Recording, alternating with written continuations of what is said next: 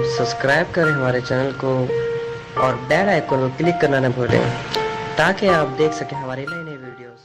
Strategic quiet as Prime Minister. He doesn't talk much about religious minorities, but those closest to him are comfortable saying a lot. India is home to the second largest population of Muslims on earth, and many members of the BJP have openly targeted them. For instance, when it came time for Modi and his party to appoint a chief minister of Uttar Pradesh, a state that's home to 200 million people, they chose Yogi Adityanath, a man who has said things like this. Hindu अलग संस्कृति है, मुस्लिम अलग संस्कृति है, दोनों एक साथ नहीं रह सकती, दो संस्कृतियां कभी एक साथ नहीं रह सकती हैं। अगर एक हिंदू को मारेंगे तो 100 को हम भी मारेंगे। Holy shit! That is not even dog whistle Islamophobia. That's basically just writing, "We hate Muslims" on a dog and then throwing that dog at the nearest Muslim.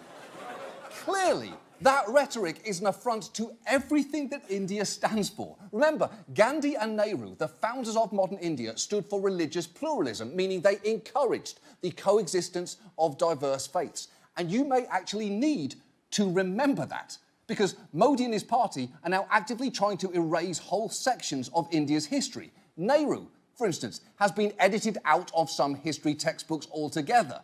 And what has been added to the curriculum is pretty eye-catching. In June 2014, the Gujarat government introduced a set of 10 textbooks for primary schools. Most lessons revolve around the idea of Indian supremacy. For example, on page 22 of a book called Prerna 3, there's a very interesting story about how God created the world. He was making bread and he took it out of the oven too early, and that's how white people were created. The second time round, he left it in the oven too long, and that's how Negroes were born. The book uses the word Negro.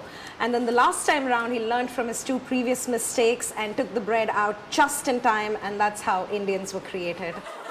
Okay, there is clearly a lot wrong with that. But for starters, that's just not how white people were created.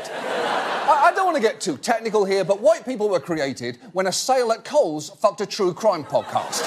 That's how it happened. I'm not going to go into it anymore, but that is our origin story right there.